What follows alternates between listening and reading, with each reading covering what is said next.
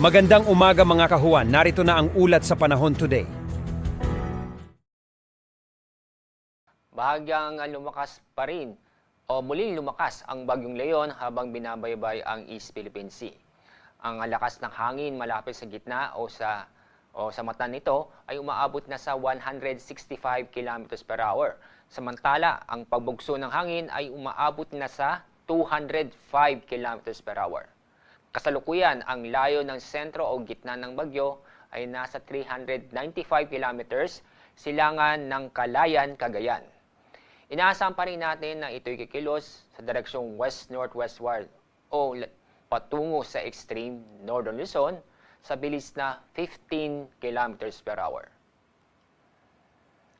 Sa ating forecast track at intensity, inyong mapapansin na inaasahan pa rin natin na ito'y tutungo sa extreme northern Luzon. Katapos nito, dadaan sa Taiwan hanggang sa paglabas ng ating Philippine Area of Responsibility. Ang araw po na pinangalapit sa Batanes area ay bukas o pagitan ng bukas ng umaga at bukas na umaga o tanghali. Inaasahan pa rin natin na may posibilidad pa rin na maglandfall ang sentro ng Bagyong Leon sa Batanes. Inaasahan pa rin natin itong lalakas ang Bagyong Leon habang binabaybay niya ang karagatan. Bago lumapit sa Batanes, maaaring umabot sa Super Typhoon category. Kapag hindi magbabago ang kanyang track at direction, sa araw o bukas ng gabi o sa Friday na madaling araw, ay nasa labas na ng ating Philippine Area of Responsibility si Bagyong Leon. Ngayon, nagtaas tayo ng Tropical Cyclone Wind Signal number 3. Ito'y sa Batanes at sa eastern portion ng Babuyan Islands. Wind Signal number 2 naman ay nakataas sa lalabing bahagi ng Babuyan Islands, Cagayan, northern at eastern portion ng Apayao, Kalinga, northern at eastern portion ng Abra, eastern portion ng Mountain Province, at Ilocos Norte. Wind signal number 1 naman sa lalabing bahagi ng Isabela, Quirino, Nueva Vizcaya, lalabing bahagi ng Mountain Province, Ifugao, Benguet, ganun din sa lalabing bahagi ng Abra, Ilocos Sur, La Union, Pangasinan, ganun din sa Nueva Ecija, Aurora, northeastern portion ng Tarlac, northern portion ng Bulacan, northern portion ng Quezon kasama ang Polillo Islands, ganun din po sa Camarines Norte, northern portion ng Camarines Sur, northern at eastern portion ng Catanduanes. Habang nandito po si Bagyong Leon, inaasahan natin na mag-erase tayo ng wind signal number 4. Patungkol naman sa wind signal number 5, ay may posibilidad pa rin, depende yan sa development ng Bagyong Leon.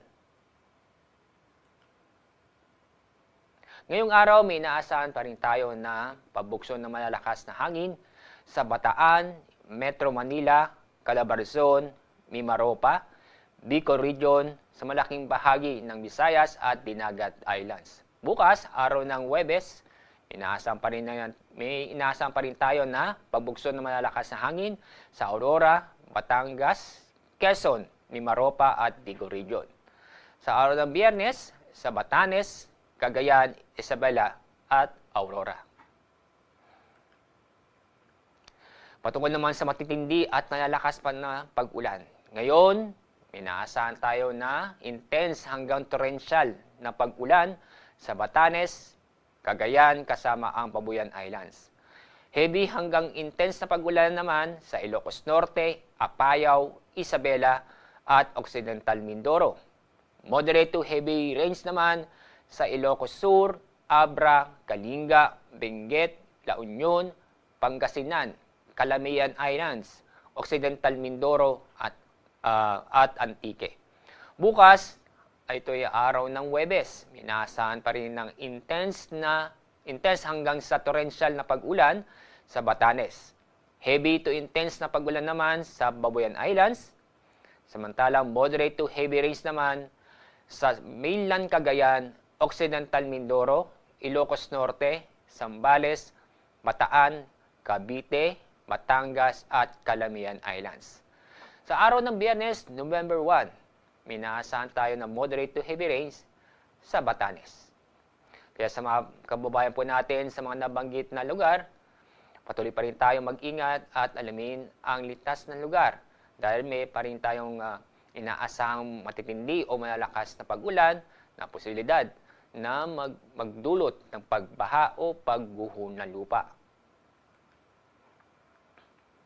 Meron pa rin tayong gale warning ngayong araw dahil sa bagyo.